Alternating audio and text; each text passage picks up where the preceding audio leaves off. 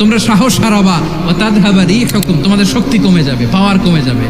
তাহলে আমরা যদি নিজেরা মারামারি করি, আমরা নিজেরা যদি বিচ্ছিন্নতায় লিপ্ত হই, আমরা যদি মতানৈক্য করি, তাহলে আমাদের শক্তি কমে যাবে, ঠিক কিনা? আমরা শক্তি কমাবো।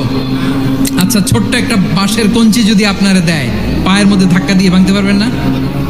এরকম বাঁশের কঞ্চি যদি 20টা একসাথে জোড়া লাগায় দেয়, ভাঙতে পারবেন? কথা বোঝে নাই মনে হয়। চিকন একটা বাঁশের কঞ্চি দিলে ভাঙা যাবে না? এরকম চিকনই 20টা বাঁশের কঞ্চি একসাথে লাগাই দিলে ভাঙতে পারবেন?